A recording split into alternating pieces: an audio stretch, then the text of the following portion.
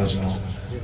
Cette fois-ci, nous allons donner la parole au représentant du TRDR qui est là. Je peux le représentant, vous allez venir encore.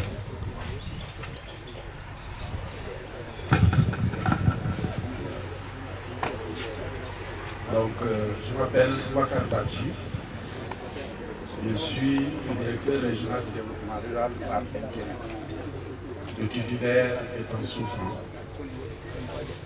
Donc, je prends la parole pour d'abord apporter ma satisfaction à cette rencontre. Dire merci à ceux qui ont contribué à la rencontre et en particulier à l'inspecteur régional de la jeunesse de Ziguinchor, à Madame la présidente de KIMCA, aux différentes autorités locales qui sont là, Monsieur le maire, Monsieur le chef de village, Monsieur l'imam, ainsi qu'aux responsables de toutes les structures représentées ici, et en même temps à tous les participants. Je suis satisfait d'autant plus qu'on nous dit allier vacances et agriculture. Je pense que ça résume un peu les défis que nous avons. Parce qu'aujourd'hui, il y a d'autres activités non agricoles qui dominent la plupart des jeunes. Or, dans l'histoire, nous savons que dans nos familles, la jeunesse est un grand apport par rapport à la culture. Et que l'hivernage, c'est une opportunité pour l'agriculture. C'est d'autant plus intéressant que cette année aussi, c'est une année qui est particulière. Particulière parce que les jeunes ont porté des jeunes à la tête du pays. Et il faudrait que la jeunesse puisse répondre au slogan de souveraineté alimentaire. Je pense que c'est ce que vous avez dit. Souveraineté alimentaire du Sénégal, la jeunesse s'engage. Et c'est d'autant plus intéressant que vous alliez formation et pratique agricole. Je pense que ce sont les défis qui nous attendent. Parce que le chantier est énorme. Comme on le sait, le pays est fortement dépendant en produits alimentaires. Et il s'oppose d'abord un problème de sécurité. Parce qu'on se rend compte que des conflits ailleurs peuvent affecter le secteur alimentaire avec le renchérissement des coûts. Nous avons la chance d'avoir des terres. Nous avons la chance également d'avoir un pays constitué en majorité de jeunes. Et nous avons aujourd'hui la chance d'avoir aussi un pouvoir politique qui s'est adossé avec la jeunesse pour prendre le pays et qui dit dès le départ souveraineté alimentaire. Je pense que ici à Banane, vous avez démontré une approche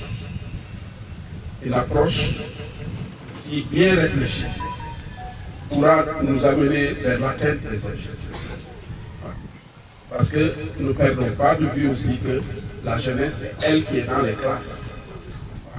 Mais là, on est en train d'utiliser de façon intelligente les vacances pour continuer d'apprendre, pour continuer d'avoir un métier. Et je pense que l'agriculture est très vaste. L'agriculture peut rapporter beaucoup. Et je pense qu'on a des indices. Regardez ce qu'ils font dans la carte. Quand ils le faisaient hier, ce n'était pas aussi florissant. Mais aujourd'hui, on voit tout ce qui fleurissent comme en termes de bâtiments, en termes de travail autour de la commune, autour des différentes communes de la région, comme travail pendant les périodes de récolte, comme travail pour emballer, comme travail au niveau du bateau. Et nous avons beaucoup de filières où nous pouvons avoir le même scénario. Donc, je pense qu'il faut que nous ayons confiance, comme certains l'ont dit, à la terre. Parce que l'extérieur devient hostile. L'extérieur devient hostile, l'extérieur devient dangereux. Parce que c'est vraiment pathétique que les jeunes à la fleur de l'âge perdent leur vie pour aller voir ailleurs. Ça, la jeunesse est interpellée. Elle est interpellée parce qu'il faut bâtir le pays. Et la base, c'est l'alimentation, la base, c'est l'agriculture. Il y a beaucoup d'opportunités. Vous avez fait un premier jet, mais il y a beaucoup de structures de l'État qui, dans leur recommandation, on vous dit il faut au moins 50% ou 50% de plus de jeunes dans tous les projets d'appui que nous avons. C'est ça la recommandation. C'est ça la recommandation. Donc, il faut se former. Comme on l'a dit, il faut aussi que les aînés puissent savoir que l'école, c'est vrai, mais l'école n'est pas que l'école livrette, n'est pas que l'école pour le bureau, mais l'école peut être aussi l'école pour l'agriculture, pour valoriser les terres que nous avons. Voilà. Je pense que c'est dans la compréhension de ça qu'on va arriver à la thématique de la souveraineté alimentaire. Et ici, particulièrement dans cette région, je pense qu'on a toutes les chances. Parce que nous avons la meilleure pluviométrie du pays. Nous avons aussi le meilleur environnement. Nous avons aussi beaucoup de défis. Allez au marché. Regardez ce que nous avons en termes de légumes. Ça vient d'ailleurs. Pour la plupart. Et les légumes, c'est de l'argent. Allez voir ceux qui sont dans les Niayes. Le train de vie, ils n'ont pas à envier à quelqu'un qui est allé en Europe. Quand tu fais ta campagne de maraîchage d'oignons, à la fin, tu as au moins 30 millions.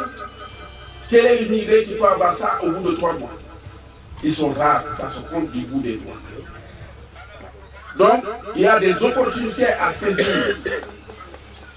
Certes, c'est les conditions, mais je pense que les autorités vont créer les conditions pour qu'on en arrive à ça. Nous avons la chance, j'ai toujours dit, que Ziguinchor, c'est l'une des jeunesses les plus instruites du Sénégal. C'est une chance que nous avons. Mais maintenant, il faut que cette instruction nous serve. Il faut qu'elle soit utile. Aujourd'hui, le savoir est partout. Le savoir est surtout dans l'agriculture. Il faut qu'on regarde plus loin que ce qu'on faisait avant, produire seulement pour la famille. Mais il faut qu'on aille au-delà. Que quand on produit à Adéane, on sache qu'il y a des urbains qui sont à Ziguinchor, qui doivent pouvoir disposer de leurs aliments, et ainsi de suite. Il y a des urbains à Touba, il y a des urbains au Mali, il y a des urbains dans la sous-région, il y a des urbains vers le Nigeria. Mais ça demande de l'organisation. Voilà. Donc, je vous exhorte, en dehors des apprentissages, de vous organiser. Parce que les autres opportunités que l'État est en train de vouloir créer, ceux qui seront organisés seront capables de les saisir. Ce n'est pas pour rien que le ministère de l'Agriculture, on y a associé aujourd'hui le secrétaire d'État chargé des coopératives. C'est un appel à l'organisation. Parce que, effectivement, quand on est petit, il est difficile de saisir des grands marchés. Mais quand les petits s'organisent, ils peuvent saisir de grands marchés. ADA, vous avez Agropole. À vous, tout ce qu'il y a programme, projet tout autour. Donc, ce sont ces quelques mots que je voulais vraiment ajouter à la cérémonie. Remercier les récipiendaires et leur dire bon courage, il faut de l'endurance. Et l'endurance, la jeunesse du Sénégal la connaît. Elle la connaît parce qu'elle l'a démontré. Maintenant, il faut le démontrer par le travail. Voilà ce que je voulais dire.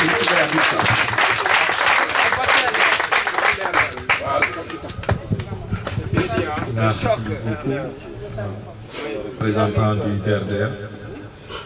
Cette fois-ci, on va passer avec l'animation.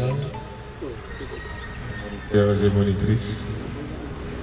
Je dois avoir confiance en mes capacités.